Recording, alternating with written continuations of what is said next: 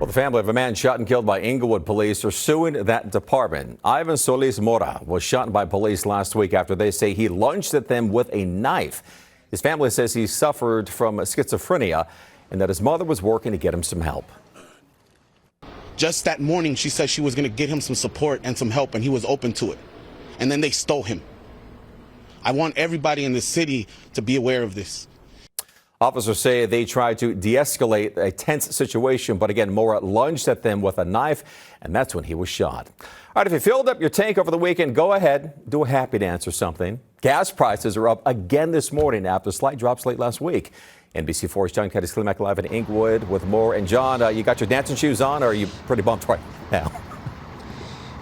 You may not have even noticed it, Michael. 19 of the last 21 days, the prices of gas has gone up little by little, up to a lot. Look at where we are right now. So we're at this Shell station off of Manchester in the 405. This is one of those spots where people perhaps have rental cars heading back to LAX. They stop to fill up before they go. And this is what they're dealing with. Really, it is about average. I want to show you these numbers now. So this is the proof of the rapid climb of these gas prices. So $6.12 right now is the average in LA County. It's up 2 cents from yesterday, up 20 cents from last week, and up 75, 6, 7 cents from this day a month ago. Ouch!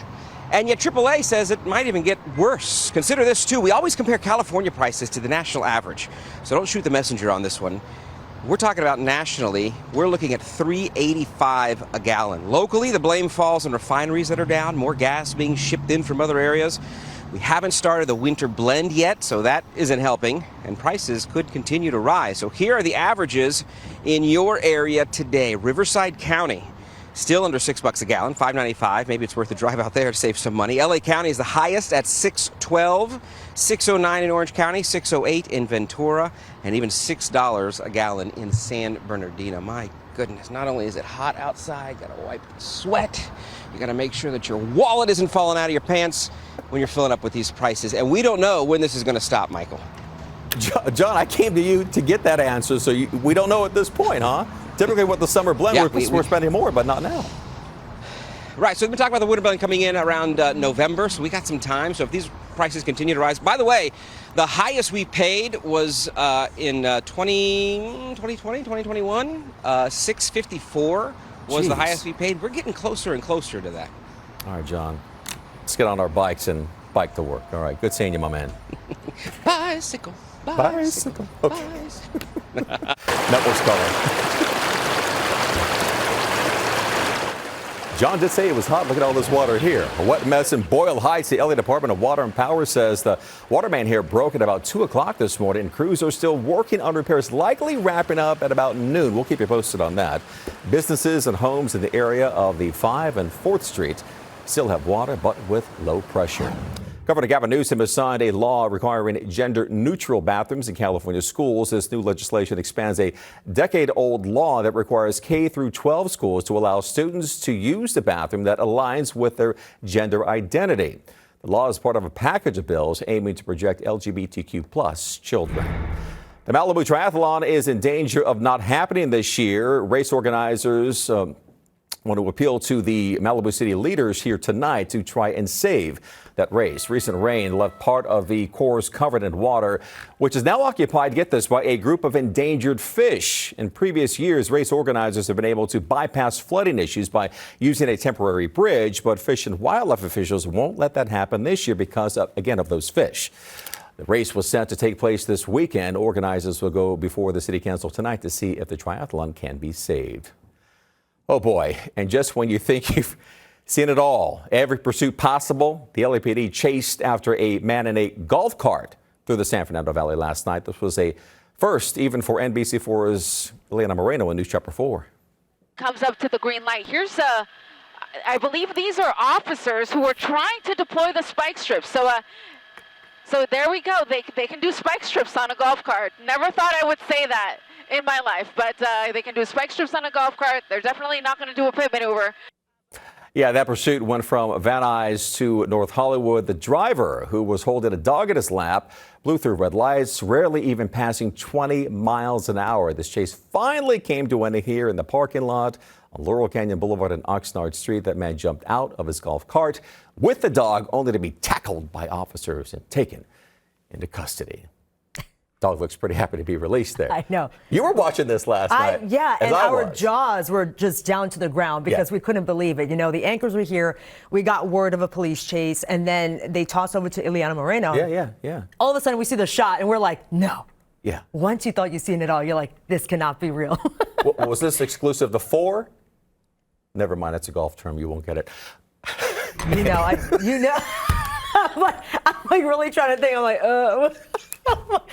I don't know anything about golf. But you know weather, girl. You know weather. And that's what we're going to toss to right now. Let's talk about the weather, where we are dealing with some sunshine right now throughout parts of the region. We had some clouds to start up the day, and we're beginning to see here some sunshine, some patches of clouds continuing as we check out this camera shot. This is the Mount Wilson camera overlooking the San Gabriel Valley. A little bit of patchy clouds, but that will continue to break for some sun. Over in Alhambra, temperatures are sitting in the upper 60s currently. So as we check out the temperature change map, so we've been dealing with the clouds, especially areas along the coast, parts of the basin. So therefore, temperatures are about 2 to even 4 degrees cooler now compared to this time yesterday. You see further inland, especially Lancaster, we're noticing a warm, about 10 degrees warmer now compared to just 24 hours ago. Right now, temperatures in the upper 70s in Victorville, lower 70s in San Bernardino, over into Ontario and down into Riverside. 66 right now in West Covina, 67 in Santa Clarita, as well as we check out the number there in Oxnard, 70 degrees in Thousand Oaks. Over in Van Nuys, currently you are sitting at 74, but as we continue into this afternoon, temperatures will be warming up into the low 80s around 5 o'clock as we take you into late this afternoon and evening. And then notice temperatures cooling off as we continue here late tonight, eventually down into the 60s, upper 60s by 11 p.m. And check out the futurecast and put it into motion. So again, we'll continue to see some clearing.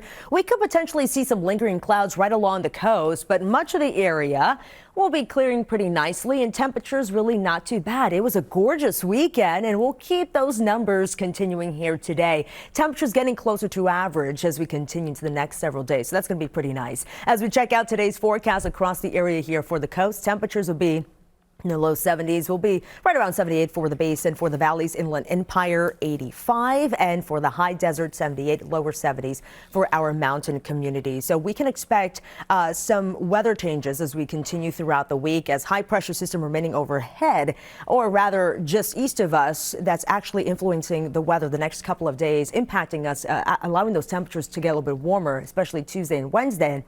That begins to slide its way further east, so temperatures will start to cool off as we take you toward the latter part of the work week, Thursday and Friday, and then a storm system will approach just north of us. It's certainly going to cool us off as we head into the weekend. You see the number there for the basin, lower 70s. We'll be in the upper 60s as we head into the weekend for the coastal communities. For the valleys, temperatures here this afternoon, mid 80s for some areas, the Inland Empire here too. Temperatures getting warmer as we head into Tuesday and Wednesday. We'll be flirting with 90 degrees by midweek, and then notice the gradual cool down Thursday, Friday, and especially as we take you into the weekend. For the high desert, sunny skies actually holding up Monday, Tuesday.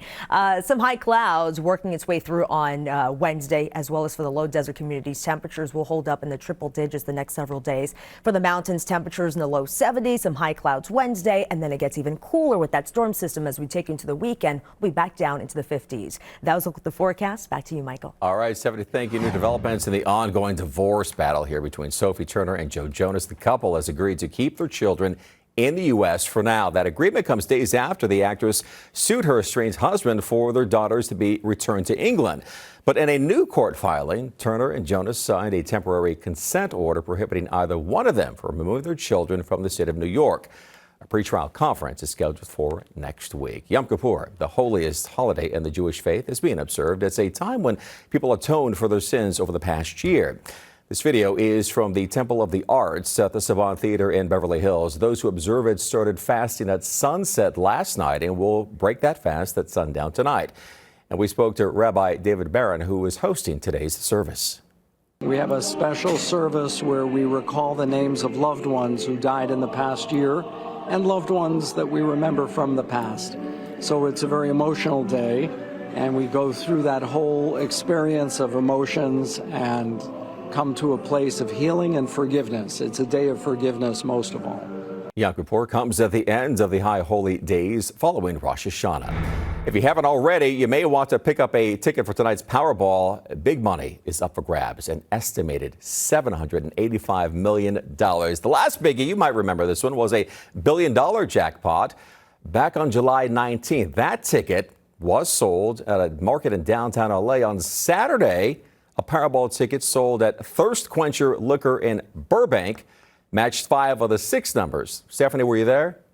It's worth more than $5 million. I take this magnetic force of a man to be my lover. Coming up, the moment that had Swifties buzzing and football fans just rolling their eyes.